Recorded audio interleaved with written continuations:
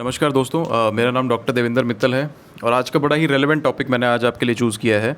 और ये topic doctors के लिए भी उतना ही रेलेवेंट है जितना ये पेशेंट्स के लिए है। और इस टॉपिक का नाम है डॉक्टर पेशेंट रिलेशनशिप। आज के ज़माने में हम देख रहे हैं, आज ही नहीं बल्कि पिछले 10, 15, 20 साल से ये देखा जा रहा है कि डॉक्टर्स का पेशेंट पे ट्रस्ट नहीं रहा, पेशेंट का डॉक्टर्स पे ट्रस्ट नहीं रहा, जिसकी वजह से लड़ाई झगड़े होते हैं, मारपीट होती है पेशेंट के अटेंडेंट्स के द्वारा डॉक्टर के साथ। अगर कोई पेशेंट की डेथ हो जाती है हॉस्पिटल में तो वो डॉक्टर को पीट देते हैं, मार देते हैं। और डॉक्टर्स पे भी आरोप लगाए जाते हैं कि वो पेशेंट को लूटते हैं, ठगते हैं, उनको ट्रीटमेंट अच्छी नहीं बताते, ढंग से ट्रीट नहीं करते, उनको गुमराह करते हैं और फिर बाद में जब केस ख़राब हो जाता है तो उनको बोलते हैं कि आपका पेशेंट नहीं रहा या आपके पेशेंट को हम नहीं बचा सकते। तो जो ये मिसट्रस्ट का माहौल हुआ है, ये क्यों हुआ है और इसके पीछे क्या रीज़न है? देखिए, आपको थोड़ी सी वीडियो बोरिंग लगेगी ये, लेकिन मैं आपको बड़ा फैक्चुअल और इसका भगवत गीता से लिंक करके इसका मैं सॉल्यूशन और कॉज बताऊंगा।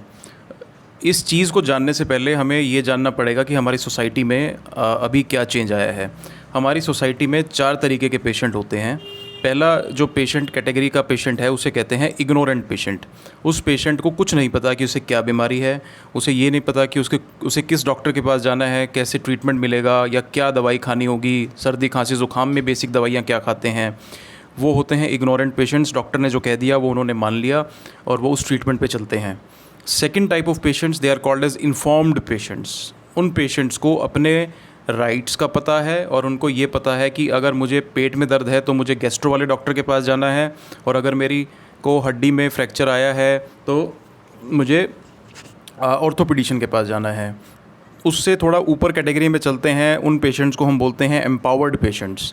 उन पेशेंट्स को अपने राइट्स पता है, अपनी ड्यूटीज़ पता है, उनको ये पता है कि चेस्ट एक्सरे भी कुछ होता है, अल्ट्रासाउंड भी होता है, एमआरआई भी होती है, सिटी स्कैन भी होता है, उसके रेट्स कहाँ ज़्यादा हैं कहाँ कम हैं, हमने इंश्योरेंस भी लिया है, हम कैसे उसको क्लेम कर सकते हैं, कौन सा डॉक्टर हमारे लिए बेटर रहेगा। They are empowered. And last but not the least are enlightened patients, जिन पेशेंट्स को एम्पावर्ड वाली जानकारी तो है प्लस उनके हाथ में एक मोबाइल रहता है और वो उस मोबाइल से ये देखते हैं कि अगर मुझे कॉफ़ है तो मैंने चेस्ट एक्सरे करवाना है, और डॉक्टर से अगर वो जाएंगे प्रिस्क्रिप्शन लेंगे तो वो कंसल्टेशन लेंगे तो वो डॉक्टर साहब से पूछेंगे कि भाई आपने मुझे चेस्ट एक्सरे ही क्यों लिखा, सिटी स्कैन क्यों नहीं लिखा, मेरा सिम्टम तो सिटी स्कैन वाला है। They are argumentative kind of patients, जो एनलाइटेंड पेशेंट्स होते हैं। हमारी सोसाइटी में एक पैराडाइम शिफ्ट हुआ है, इग्नोरेंट पेशेंट से हम एनलाइटेंड पेशेंट्स की तरफ गए हैं, क्योंकि अब हर एक व्यक्ति के हाथ में स्मार्टफोन है, उसके पास गूगल है, वो गूगल करता है और अपने राइट्स, अपनी ड्यूटीज़, अपनी इन्वेस्टिगेशंस, अपनी बीमारी की आधी अधूरी जानकारी ही सही लेकिन वो जुटा लेता है। ऑन द कॉन्ट्रैरी, डॉक्टर्स के 3 प्रकार हैं। पहला डॉक्टर होता है जिसे कहते हैं गॉड लाइक डॉक्टर। डॉक्टर वो होता है कि भाई मैंने जो कह दिया वो मैंने बिल्कुल ठीक कह दिया, यही मेरी ट्रीटमेंट है, ये आपने फॉलो करनी है, कोई सवाल नहीं, कोई जवाब नहीं, मैं कुछ नहीं सुनूंगा। वो बात नहीं करते पेशेंट से। वो पेशेंट आएगा, सिम्टम पूछेंगे, दवाई लिखेंगे और उसको फिर रिव्यू के लिए बुला लेंगे हफ्ते 10 दिन के बाद, महीने के बाद, 2 महीने 3 महीने के बाद, और वो इस तरीके से ट्रीटमेंट करते हैं। उसमें संवाद नहीं होता पेशेंट से, कोई कम्युनिकेशन नहीं होता। सेकंड जो हैं डॉक्टर्स, वो आपको चॉइस देते हैं। वो कहते हैं जी देखो, आपके पास 2 ऑप्शन है, या तो आप ये दवाई खा के ठीक कर लो, या तो आप एंजियोप्लास्टी करा लो, या तो आप इसका कंजर्वेटिव मैनेजमेंट कर लो, या फिर आप बाईपास करा लो, या फिर आप सर्जरी करा लो। वो आपको चॉइस दे देंगे। उनके पास इसके अलावा आपको समझाने बुझाने के लिए कुछ नहीं है। और जो तीसरे प्रकार के डॉक्टर्स होते हैं जिनकी बहुत कमी है, उनकी कमी भी है और समय की भी कमी है, given the load of the patients in the society. वो डॉक्टर्स होते हैं, वो अपने पेशेंट के साथ टाइम स्पेंड करते हैं और वो उनकी दिक्कतों को बड़े ध्यान से सुनते हैं और उसके बाद पेशेंट को काउंसल करते हैं, उसको ट्रीटमेंट ऑप्शंस बताते हैं और उसको उसके साइड इफ़ेक्ट्स बताते हैं, उनको सारी बात बताते हैं, कुछ भी नहीं छुपाते। तो हमारी सोसाइटी में एक पैराडाइम शिफ्ट हुआ इग्नोरेंट पेशेंट से एम्पावर्ड पेशेंट की तरफ।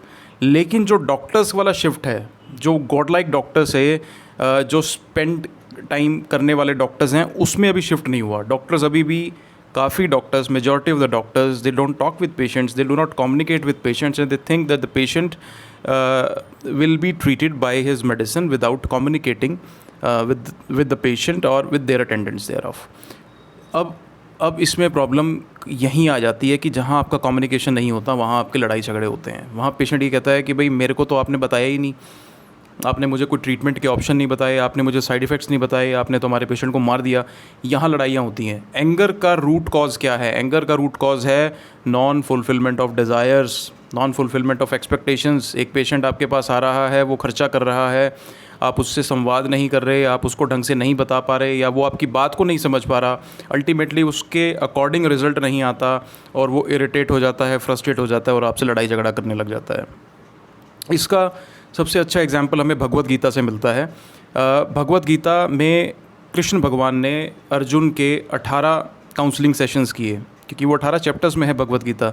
तो पहले काउंसलिंग सेशन में कृष्ण भगवान सिर्फ अर्जुन को सुनते हैं, लिसनिंग टू अर्जुन।